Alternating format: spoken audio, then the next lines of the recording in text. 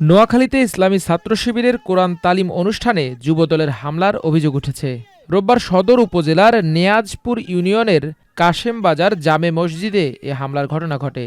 এতে উভয় পক্ষের ৪৫ জন নেতাকর্মী আহত হয়েছেন বলে তারা দাবি করেছে।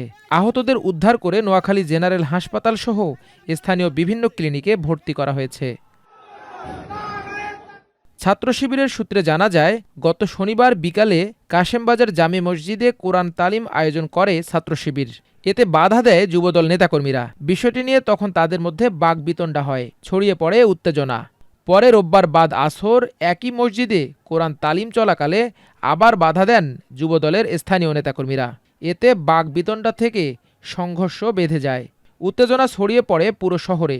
সংঘর্ষ চলে দফায় দফায়। ছাত্র শিবির নোয়াখালী জেলা উত্তরের সেক্রেটারি মুজাহিদুল ইসলাম অভিযোগ করেন, বিকালে কাশেমবাজার মসজিদে কোরআন তালিম চলাকালে ছাত্র শিবির নেতাকর্মীদের ওপর ইউনিয়ন যুবদল সভাপতি ফারুকের নেতৃত্বে অতর্কিত হামলা চালান স্থানীয় যুবদল নেতাকর্মীরা। মসজিদের বাইরে বের হয়ে তাদের প্রতিরোধ করতে গেলে যুবদল কর্মী সমর্থকরা ইট পাটকেল নিক্ষেপ করেন। এতে ছাত্র শিবিরের ১৫ নেতাকর্মী আহত হয়েছেন। তাদের উদ্ধার করে হাসপাতালে ভর্তি করা হয়েছে। যুবদল নেতাকর্মীর হামলার তীব্র নিন্দা ও জড়িতদের বিচারের দাবি জানিয়েছে ছাত্র শিবির নোয়াখালী শহর শাখা। এক বিবৃতিতে নোয়াখালী শহর শাখার সভাপতি হাবিবুর রহমান আরমান ও শাখা সেক্রেটারি আবদুল্লাহ আল মাহবুব বলেন, যুবদল নেতা ফারুক ও তার সহযোগীরা মসজিদের ভেতর মব সৃষ্টি করে ছাত্র শিবিরের নেতাকর্মীদের ওপর হামলা চালায় এবং অঙ্গহানির হুমকি দেন। মসজিদের ভেতর কোরআন তালিমের মতো ধর্মীয় শিক্ষামূলক আয়োজনে এমন হামলা অত্যন্ত ন্যাক্কারজনক ও নিন্দনীয়।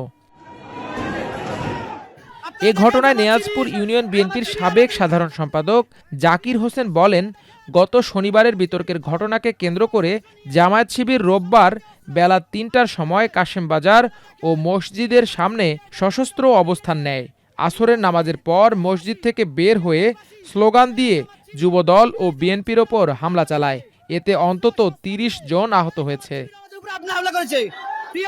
জেলা যুবদলের সাধারণ সম্পাদক নুরুল আমিন খান বলেন, শিবির স্থানীয় আওয়ামী লীগ নেতা সেলিমকে নিয়ে মসজিদে কোরআন তালিমের আড়ালে দলীয় ফরম পূরণ ও রাজনৈতিক কর্মকাণ্ড চালাচ্ছিল।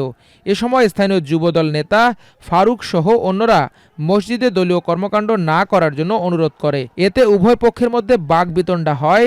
পরে এটি শান্ত হয়ে যায়। তিনি আরও বলেন, শিবির পরিকল্পিতভাবে রোববার বিকেলে জেলা শহরের মাইজদি থেকে শতাধিক মোটর সাইকেলের বহর নিয়ে ওই মসজিদের সামনে ও বাজারে অবস্থান নেয়। আসরের নামাজের পর স্লোগান দিয়ে শিবির পরিকল্পিতভাবে স্থানীয় যুবদল ও বিএনপি নেতাকর্মীদের ওপর হামলা চালায়। এতে যুবদল সহ অঙ্গ সংগঠনের ৩৫ জন গুরুতর আহত হন। তাদের হাসপাতালে পাঠানো হয়েছে। জেলা যুবদলের সাধারণ সম্পাদক নুরুল আমিন খান এ হামলার ঘটনার তীব্র নিন্দা ও প্রতিবাদ জানান। দোষীদের দ্রুত আইনের আওতায় আনার দাবি জানান তিনি। একই সঙ্গে দলীয় নেতাকর্মীদের শান্ত থাকার আহ্বান জানান।